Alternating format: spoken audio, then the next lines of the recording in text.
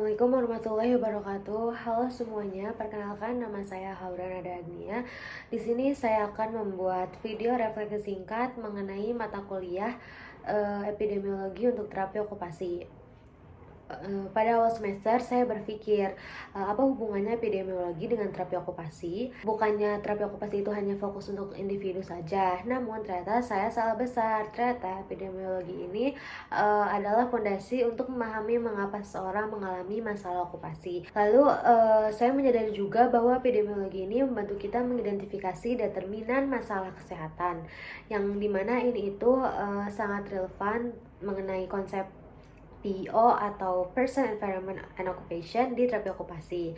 Dari sini kita jadi tahu bahwa sebelum merancang intervensi untuk individu, kita harus paham dulu seperti seberapa sering masalah ini terjadi di populasi, atau yang disebut frekuensi, lalu ada faktor lingkungan atau gaya hidup yang paling memicu masalah tersebut. Dan kemudian di epidemiologi ini juga ada materi mengenai kausalitas epidemiologi yang mengajarkan bahwa hubungan itu bukan sekedar korelasi, melainkan juga harus ada sebab akibat yang kuat. Ini juga penting karena sebagai terapi okupasi kita harus memastikan intervensi yang kita berikan itu benar-benar efektif. Kita tidak boleh menduga-duga. Lalu juga di epidemiologi ini ada materi mengenai studi observasional, analitik seperti cohort dan kasus kontrol, yang dimana ini tuh digunakan untuk mengidentifikasi faktor risiko, misalnya risiko cedera punggung pada pekerja dan lain-lain. Lalu selanjutnya ada studi eksperimental atau RCT yang ini tuh membuktikan bahwa program yang kita buat atau yang terapi okupasi buat itu benar-benar bisa menghilangkan risiko tersebut atau tidak gitu.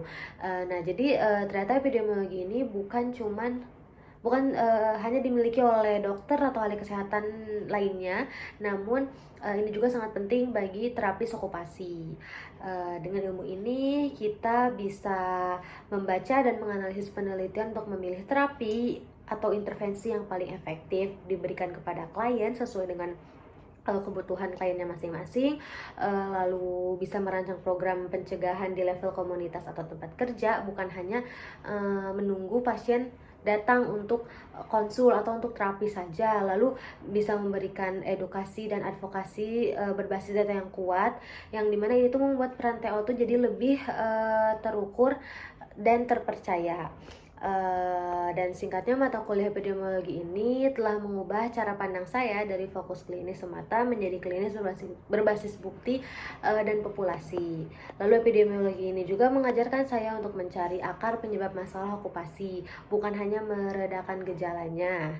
Dan saya berharap saya bisa menjadi terapi okupasi yang intervensinya selalu didukung oleh data dan bukti yang nyata. Mungkin sekian saja video refleksi dari saya. Kurang lebihnya mohon maaf. Wassalamualaikum warahmatullahi wabarakatuh.